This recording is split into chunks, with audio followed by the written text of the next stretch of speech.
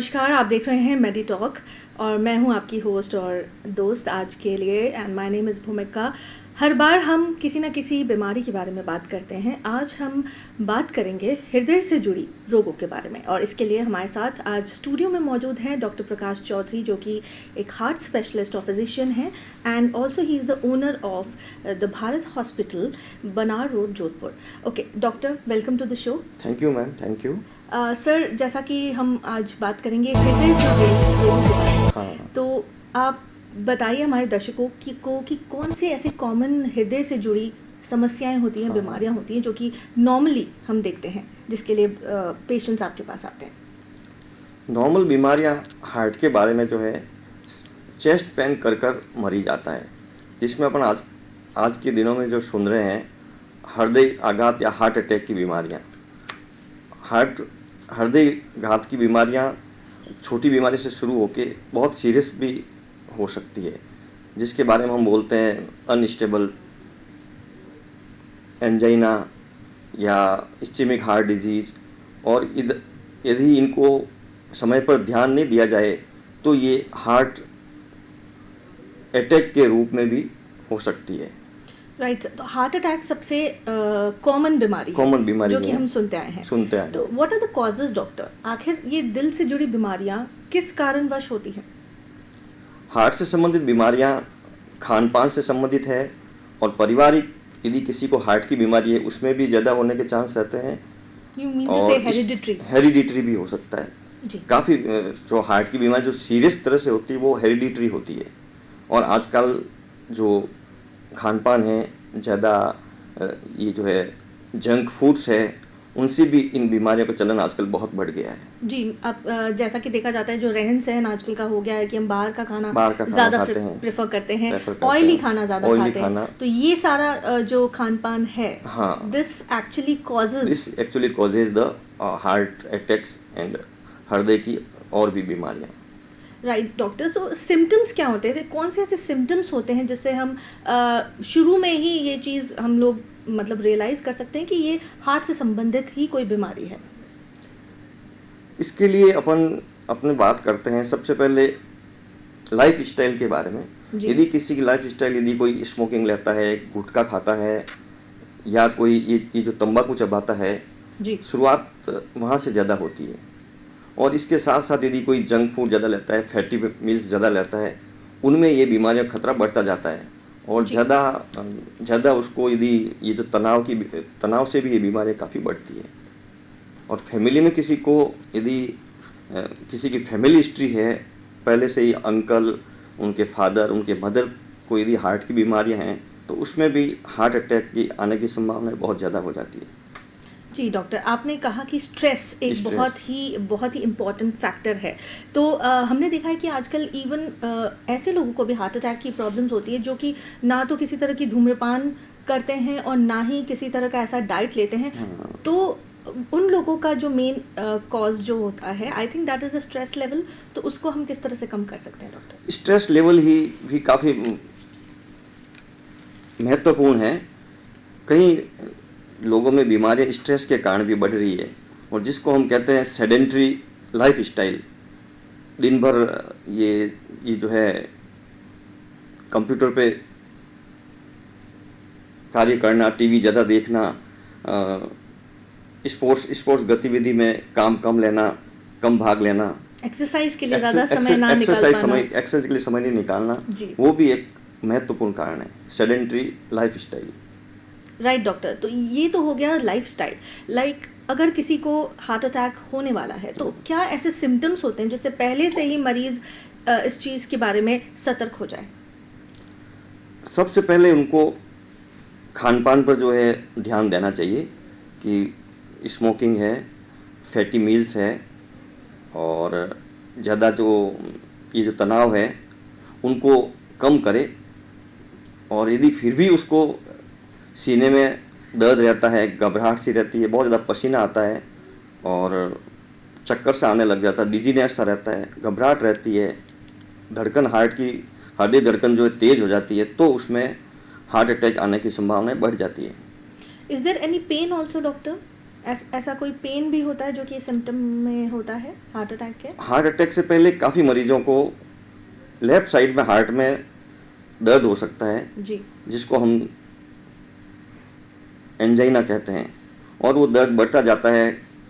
Left side में हाथ में जा सकता है, नेक में जा सकता है, जॉ में जा सकता है, बैक में पेन हो सकता है, शोल्डर पेन भी हो सकता है, जो आगे जाके अपन को बात थोड़ा टाइम बाद पता चलता है कि हार्ट अटैक टाइप सा दर्द है। डॉक्टर, एक होता है हार्ट अटैक, एक होता है स्ट्रोक, तो दोनों में क्या क्या डिफरेंस है doctor?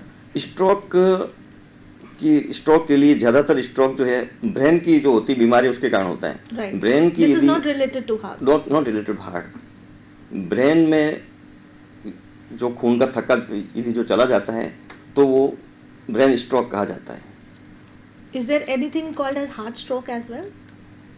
We can say heart stroke and brain stroke, but this is not equal. That is different. That is different. Right. Mostly different.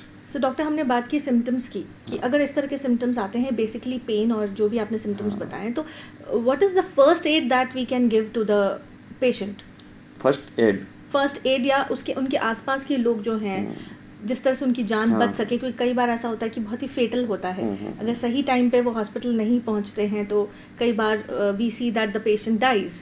Okay. So उस बारे में भी थोड़ा सा आप जानकारी दीजिए, that how we can, what is the time frame that the patient has? Patient को जल्दी से जल्दी नियरेस्ट हॉस्पिटल में जाना चाहिए, और यदि उसके रिलेटिव्स कुछ समझ पाते हैं कि ये हार्ट का दर्द है तो उसको नियरेस्ट हॉस्पिटल में सबसे पहले ले जाना ही उचित रहेगा। जी। सबसे पहले नियरेस्ट हॉस्पिटल में ले जाना उचित रहेगा। जब तक ईसीजी नहीं हो जाती है, जब तक हम पूरा पता नहीं कर सकते हैं कि इसको हार्ट अटैक हुआ है। तो कंफर्मेशन ईसीजी से ही होगा।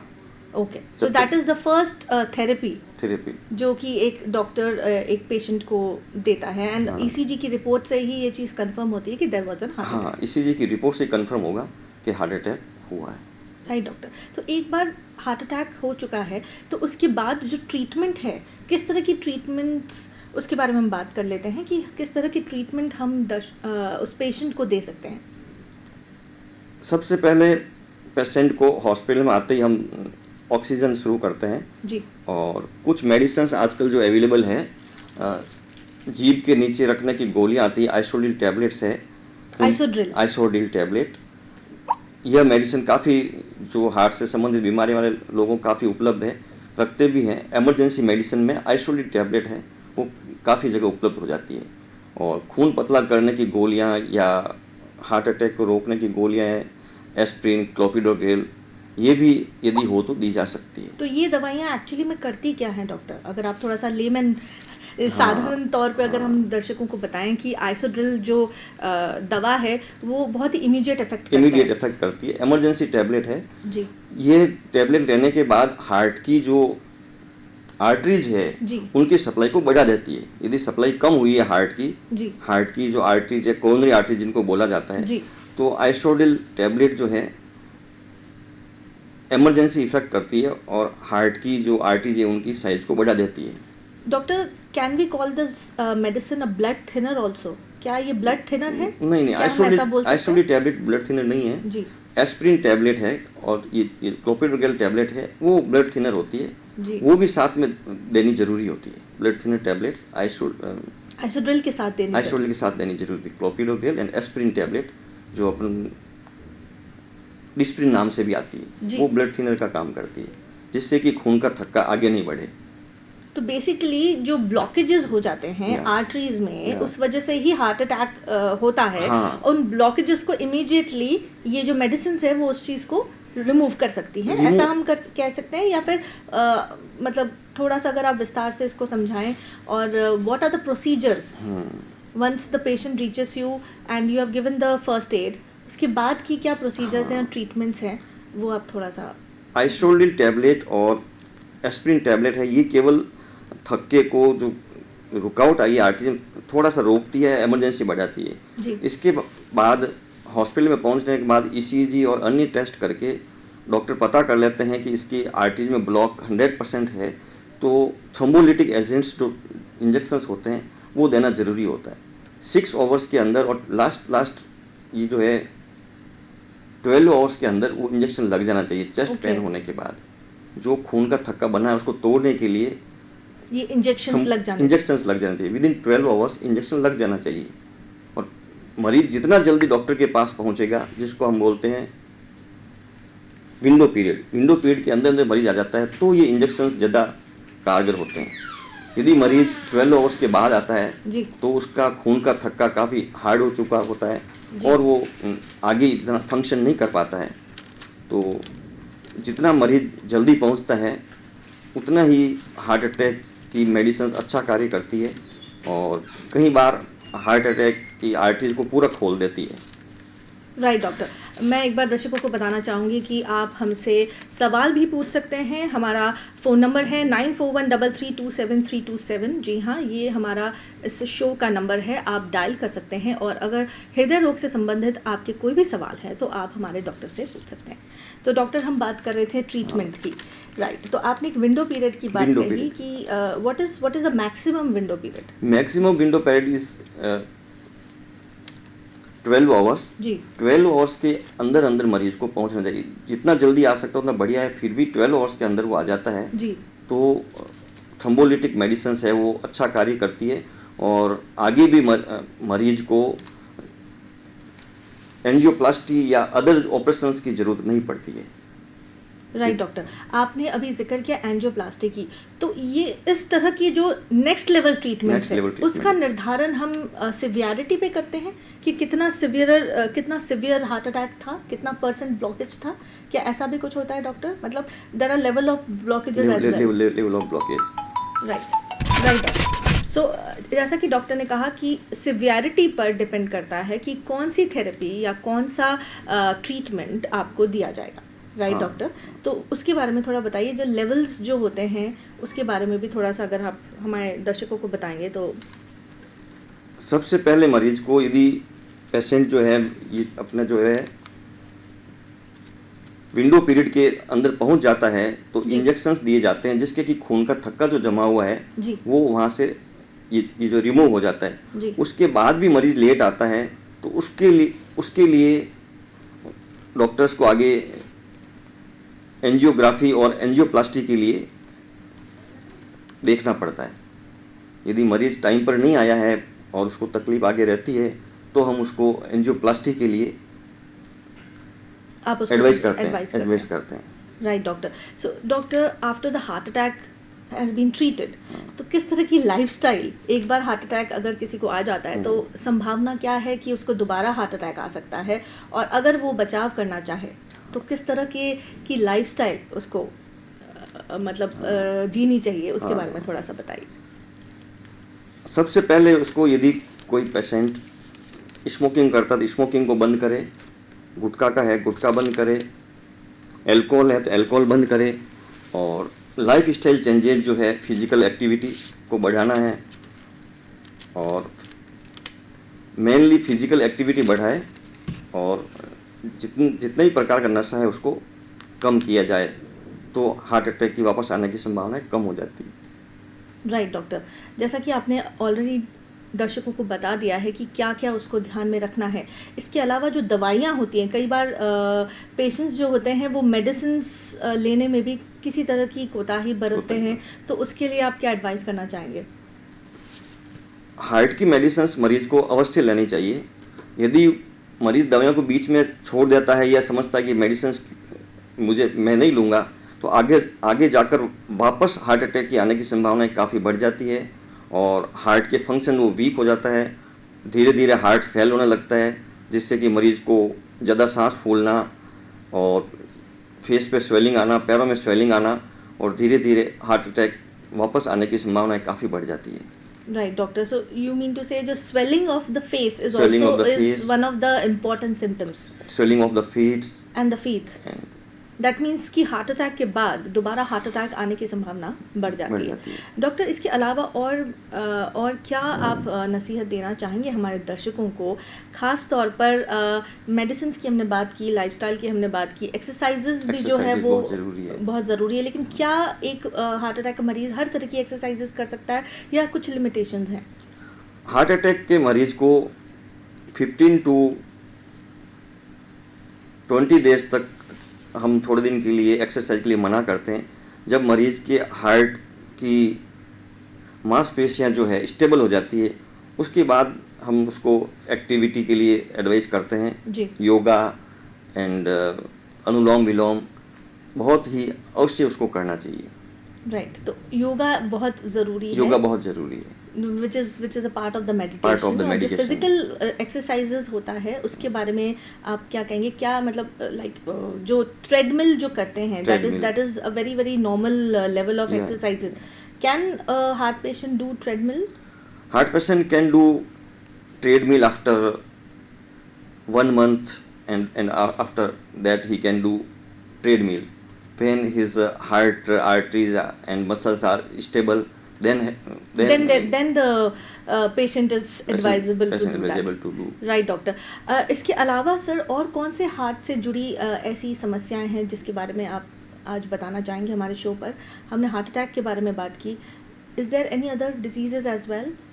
और किस तरह की बीमारियां हो सकती हैं हार्ट से जुड़ी, या फिर किसी और बीमारी की वजह से भी हार्ट अफेक्ट हो सकता है, उसके बारे में भी अगर थोड़ा सा आप बताएं हमारे दर्शकों को।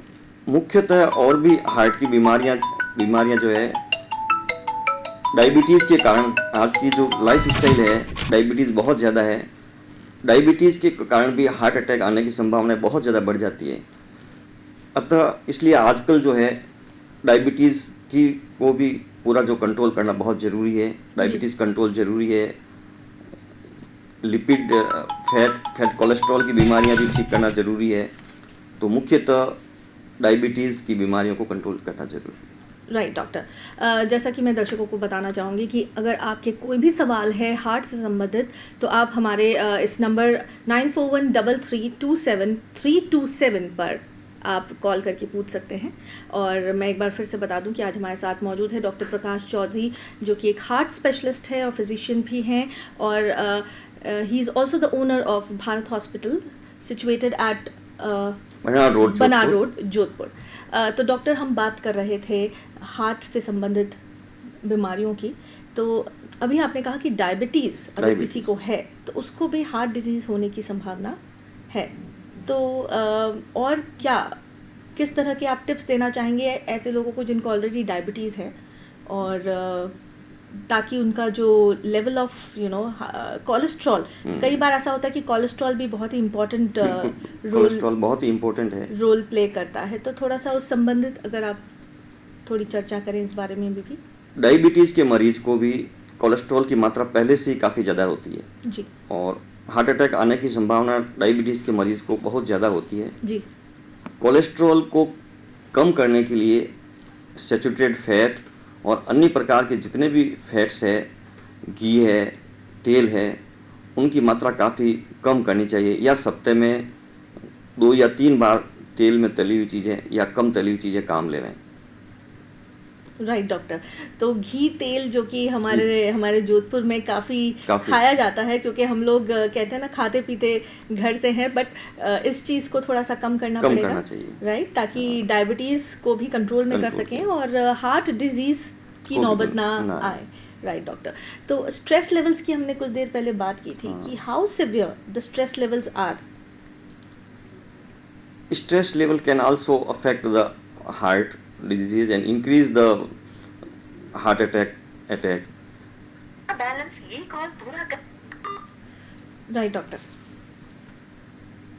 please continue. स्ट्रेस लेवल को कम करने के लिए फिजिकल एक्टिविटी, योगा और आउटडोर गेम्स, ट्रेडमिल्स और अदर एक्टिविटीज़, आउटडोर एक्टिविटीज़ में काफ़ी कार्य करना चाहिए। राइट डॉक्टर, हमने देखा है आजकल की लाइफस्टाइल काफ़ी स्ट्रेसफुल हो गई है, वर्कलोड बहुत ज़्यादा होता है, ऑफिस में लोग घंटों बैठे रहते हैं। हाँ, ये भी एक तरीका है कि जो ब्लड फ्लो होता ब्लड है फ्लो वो होता अक्सर देखा गया है कि एक जगह ज़्यादा देर बैठे रहने से भी ब्लड फ्लो ब्लॉक होता ब्लॉक है। हो जाता है। तो मूवमेंट करते रहना इज़ इम्पॉर्टेंट डॉक्टर। हाँ, मूवमेंट करना भी बहुत ज़रूरी, जितने टाइम तक एक जगह बैठे रहेंगे उतने ही पैरों में या शरीर के अन्य पार्ट में खून का बहाव रुकने से कई बार पैरों का थक्का जो है हार्ट में आके हार्ट की धमनियों को, आर्टरीज को भी रोक देता है। जी जी। इसीलिए ऑफिसेज में काम करने वाले ज़्यादातर लोगों को आफ्टर 1 आवर या 1.5 घंटे बाद में थोड़ा बहुत ब्रेक लेना चाहिए। एटलीस्ट अपने सीट से खड़े अपने सीट से खड़े होकर होकर प्रिंटर तक जाना चाहिए या एक कहते हैं ना कि एक मूवमेंट राउंड करके आके फिर से बैठे ताकि जो ब्लड फ्लो है वो वापस से नॉर्मल हो जाए। तो ये बहुत सी छोटी छोटी बातें हैं डॉक्टर, अगर हम इसका ध्यान रखें तो एक स्ट्रेस फ्री लाइफ हम जी सकते हैं और अपने हार्ट को बचा सकते हैं। डॉक्टर, किस स्थिति में हार्ट ट्रांसप्लांट करना पड़ सकता है? ये एक कई बार हम सुनते हैं कि हार्ट ट्रांसप्लांट से भी हम अक्सर ऐसे मरीज की जान बचा सकते हैं जिसका हार्ट बिल्कुल ही बेकार हो गया है। ट्रांसप्लांट बहुत रेयर सेंटर्स पे भारत में किया जा रहा है और कुछ केसेज हैं जिसमें हार्ट ट्रांसप्लांट किया जाता है, परंतु इतना हार्ट ट्रांसप्लांट इतना सक्सेस नहीं जितना जो है किडनी ट्रांसप्लांट सक्सेस है या और भी अंग ट्रांसप्लांट सक्सेस है, पर ब्रेन हार्ट ट्रांसप्लांट अभी तक इंडिया में इतना सक्सेस नहीं हो पाया है। जी, एक कॉलर जुड़े हैं हमारे साथ, हम कॉल लेंगे। हाँ जी, कौन बोल रहे हैं? ऐसा है कि ये एंजियो कराया था, इसके बाद में शरीर में क्या है, चिकटे बन रहे हैं हरे और हार्ट में क्या है, हल्का हल्का दर्द होता है। आपका नाम बताइए। सोहन जी, हो सकता है आपको हार्ट की जो मेडिसिन दी गई है डिस्प्रिन, क्लोपिडोग्रेल, एस्पिरिन, उसकी मात्रा ज़्यादा हो रही होगी, तो खून ज़्यादा पतला होने से भी शरीर पे जो है लाल या जो काले चकत्ते बन रहे हैं, उसके लिए आप खून की वापस जांच करवाएं और डिस्प्रिन और खून को पतला करने की गोलियां हैं उनकी मात्रा कम करें, जिससे कि ये खून के धब्बे हैं या जो लाल और काले धब्बे हैं कम हो गए। ठीक है sir ji. I hope Sohan ji को उनके सवाल का जवाब मिल गया है। तो डॉक्टर, ये बहुत सी ऐसी जो हम कहेंगे side effects of the medicine. जी जी, तो उसके बारे में भी आप थोड़ा सा हमारे दर्शकों को आज बताइए कि साइड इफ़ेक्ट्स किस तरह की हो सकती है जो कि दवाइयाँ प्रिस्क्राइब की जाती हैं हार्ट डिजीज़ में। तो किस तरह की साइड इफ़ेक्ट्स हैं जिससे, जैसा कि हमने अभी एक कॉलर को सुना, उनको इस तरह की प्रॉब्लम आ रही है, तो और किस तरह के साइड इफ़ेक्ट्स हो सकते हैं डॉक्टर?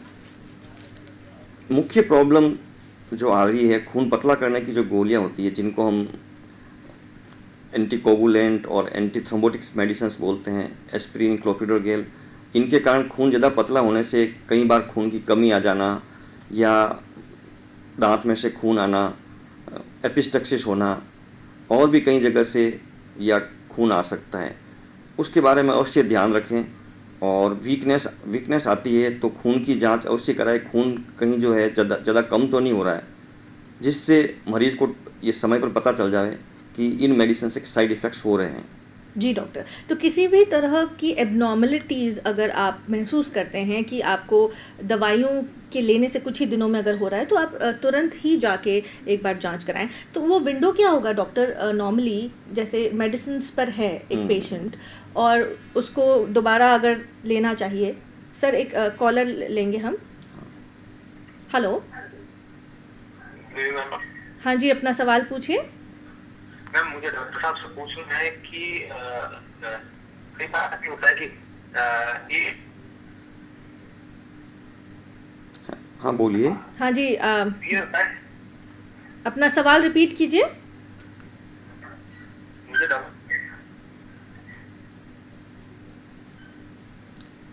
आई थिंक मैं ऐसा क्या ध्यान रखूं जिससे कि दूसरा अटैक ना आए। तो बेसिकली सेकंड अटैक के लिए वो पूछना चाह रहे हैं सवाल कि ऐसा क्या उनको सावधानी बरतनी, जो कि हमने ऑलरेडी डिस्कस किया है। एक बार आप फिर से बता दीजिए कि किस तरह की सावधानी बरतनी चाहिए ताकि सेकंड अटैक ना आए। मुख्यतः जो है खान पान में घी, तेल, चिकनाई, नमक ये तो कम करना ही है। साथ साथ योगा, एक्सरसाइज और ट्रेडमिल और भी एक्सरसाइज जो ज़रूरी है।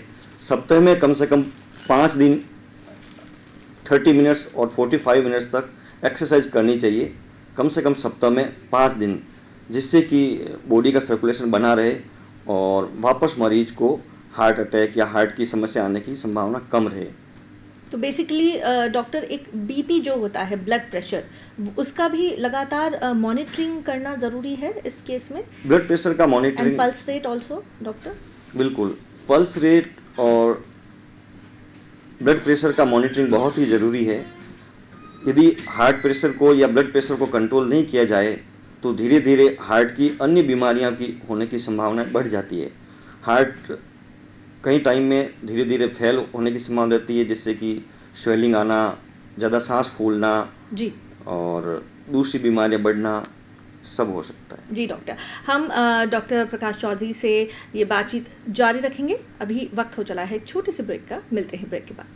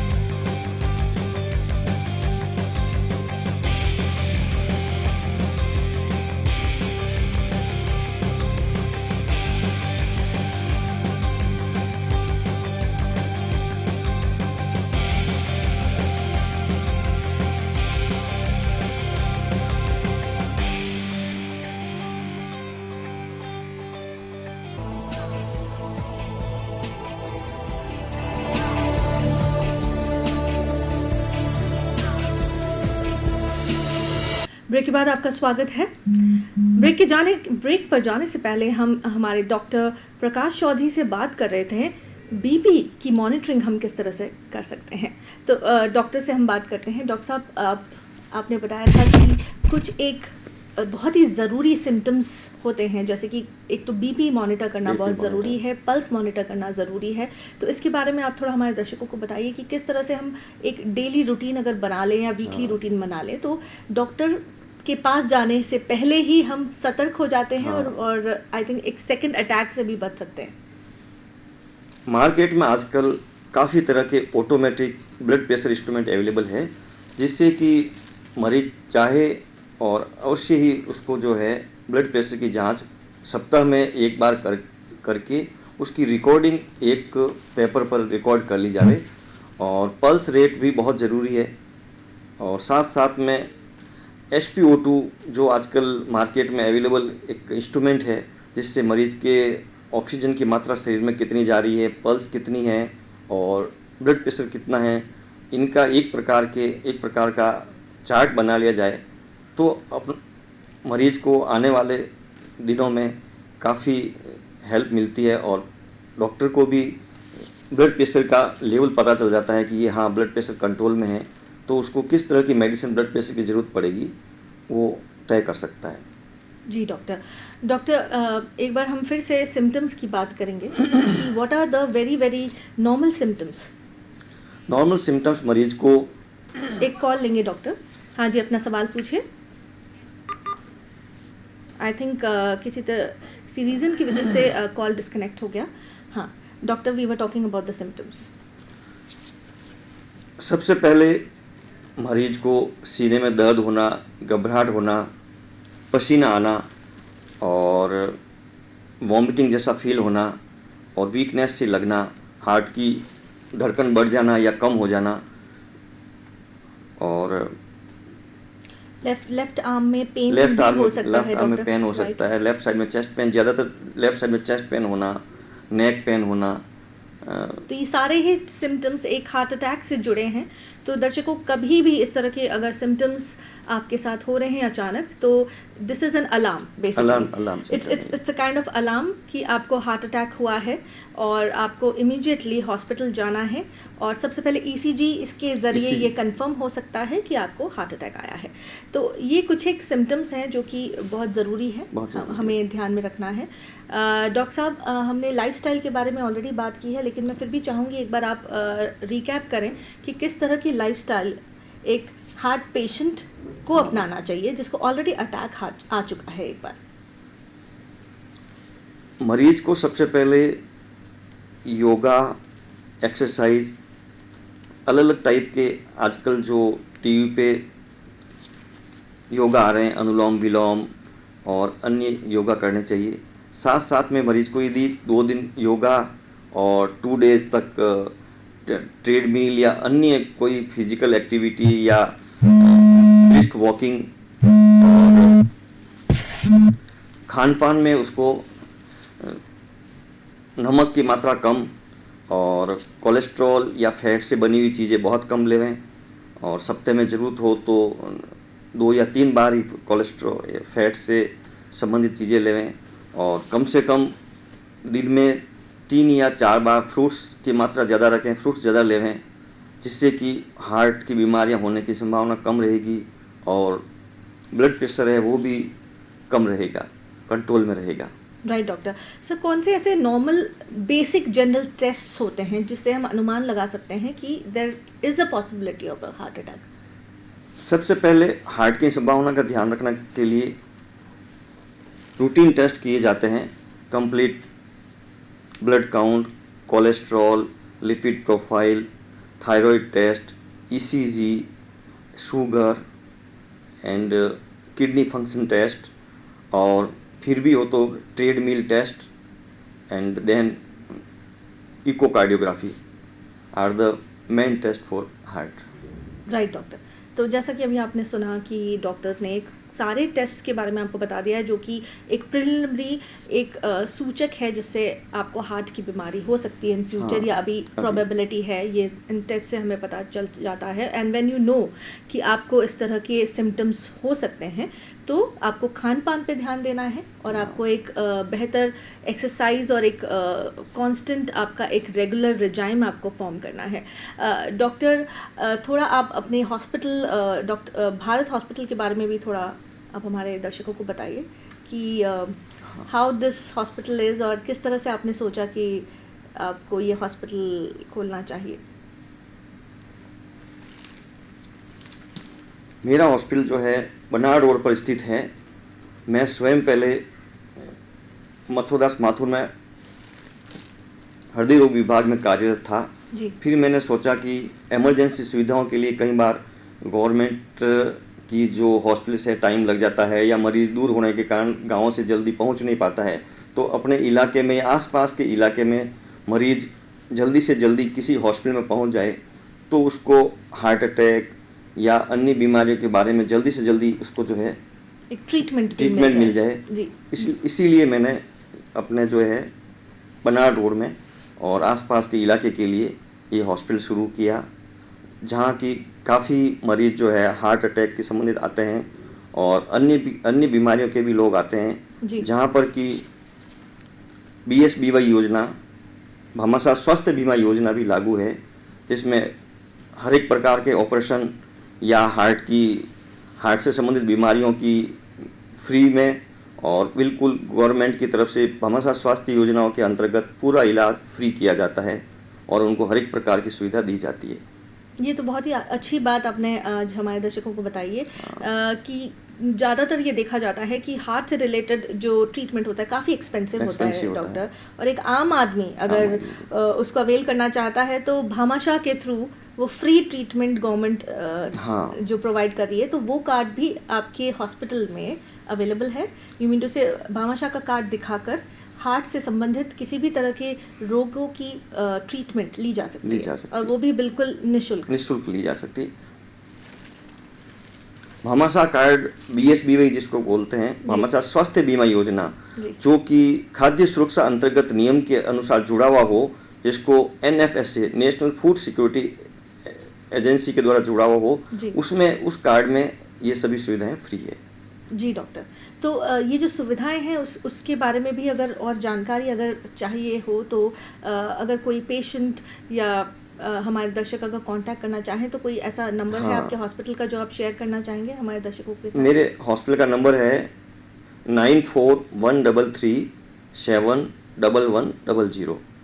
इस नंबर पर कभी भी 24 आवर्स इमरजेंसी के लिए भी संपर्क किया जा सकता है। जी डॉक्टर, तो जैसे कि हमने कहा 24 आवर्स, तो ये सुविधा भी आपने मरीजों को दे रखी है? हाँ बिल्कुल, ये सुविधा उपलब्ध है। राइट डॉक्टर, तो जैसा कि आज हमारे शो में हमने जाना है हृदय संबंधी रोगों के बारे में, और आज हमारे साथ डॉक्टर प्रकाश चौधरी जो स्टूडियो में मौजूद हैं, उन्होंने काफ़ी हद तक हमें सिम्टम्स और ट्रीटमेंट के बारे में बताया है। स्ट्रेसफुल लाइफ जो है वो आजकल सबसे बड़ा मेजर रीज़न है किसी भी तरह के हार्ट डिजीज़ के लिए, तो उसको हम कम कर सकते हैं। हमने ऑलरेडी बात की है इसके बारे में। एंड अगर आप चाहें तो आप हमारे डॉक्टर से सवाल कर सकते हैं। नंबर हमने आपसे पहले भी शेयर किया था और स्क्रीन के नीचे मौजूद है 9413327327 पर। सो डॉक्टर, जाते जाते मैं आपसे इतना पूछना चाहूँगी कि एक बार आप एक रीकैप अगर आप करें हमारे दर्शकों के लिए कि हार्ट से संबंधित किसी भी तरह की बीमारी से बचने के लिए हम क्या करें, और नंबर 2 अगर हो जाती है तो किस तरह से हम एक अच्छी लाइफस्टाइल जी सकते हैं। आजकल मरीज को सबसे पहले, कई मरीजों को लगता है कि ये बीमारी जो गैस्ट्रिक की तरह शुरू होती है। जनरल आदमी या पेशेंट यही सोचता है कि मेरे केवल गैस की बीमारी, एसिडिटी हो गई है, पर जब वो ध्यान नहीं देता है तो गैस्ट्रिक बीमारी नहीं होकर वो हार्ट की बीमारियों से संबंधित होती है।